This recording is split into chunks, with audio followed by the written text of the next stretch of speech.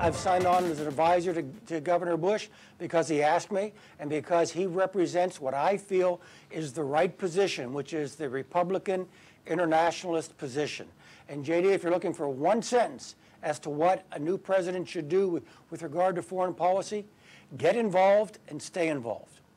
General Michael Hayden on this program a couple of weeks ago, voicing support for former Florida Governor Jeb Bush and explaining that he had signed up as an advisor to the governor. Of course, earlier today, Jeb Bush made it official, announcing his candidacy for the presidency of the United States.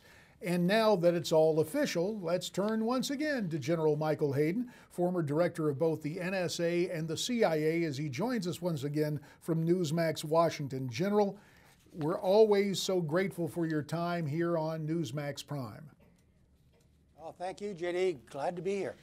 Now, Mike, you said of foreign policy that a president has to get involved and stay involved. Why do you think Jeb Bush should be our next commander-in-chief? Well, JD, you know, you can divide American presidents and how they handle foreign and security policy into several baskets. I think President Obama has been very inward-turning.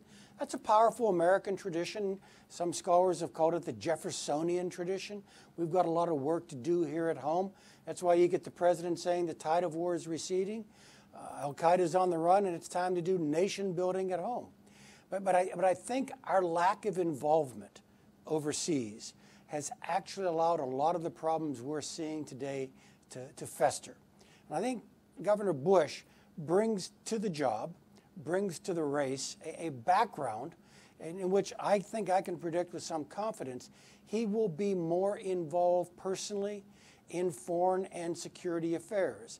I understand he was governor of a state, which doesn't necessarily drive you outward, but he comes from a family that's been involved in international affairs. And as in his personal life, in his professional life as a businessman, he's lived and worked overseas. So I think we'll see a higher degree of involvement in these kinds of questions in the Oval Office with a President Jeb Bush.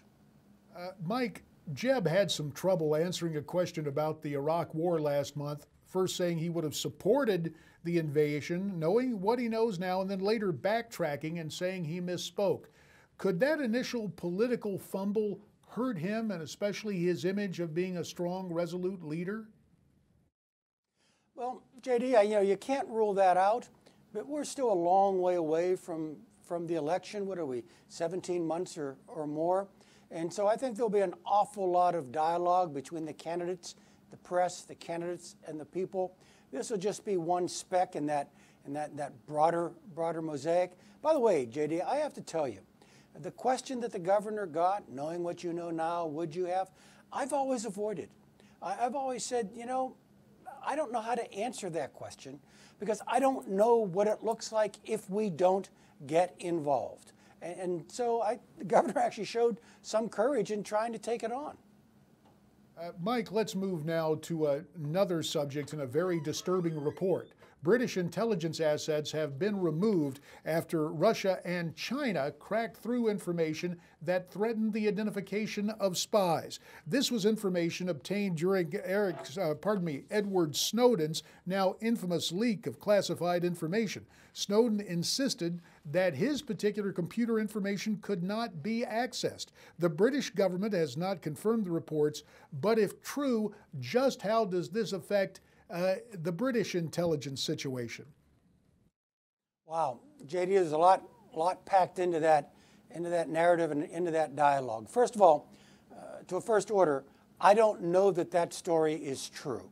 All I've seen are press accounts. I will tell you though, JD, that story is plausible, and it's the kind of thing that would be incredibly disruptive of British and American intelligence.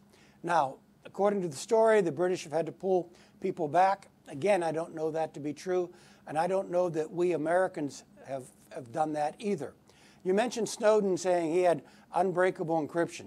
Let me close with this, JD. When I was director of the National Security Agency, I used to love it when people thought they had a foolproof security system.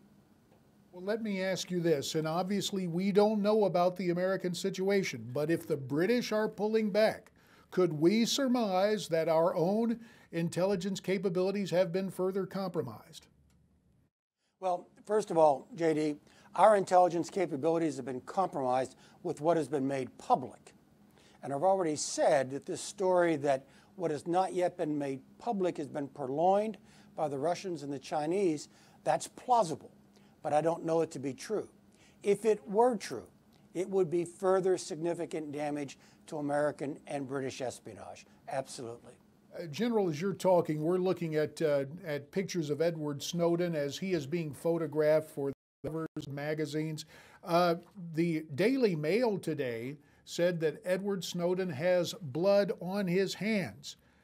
Has this situation made things far worse now that we are getting these reports from our British allies? Again, JD, I don't need these reports to say what Edward Snowden has done has been incredibly destructive of American and British security, and I should add liberty as well. And so this has been a truism all along, JD, as far as I'm concerned. Now, if this additional story is true, that the Russians and the Chinese have gathered the files, it's even more destructive. But JD, it's already the greatest hemorrhaging of legitimate American secrets in the history of this nation. And we will have to leave it on that sobering note. General Michael Hayden, we thank you so much for your time. Now, you heard what Mike had to say. What do you have to say? We'd love to have your comments. You can send them to me via email, also at Facebook and at Twitter, not to mention newsmaxtv.com/comments. And there will be more in just a minute.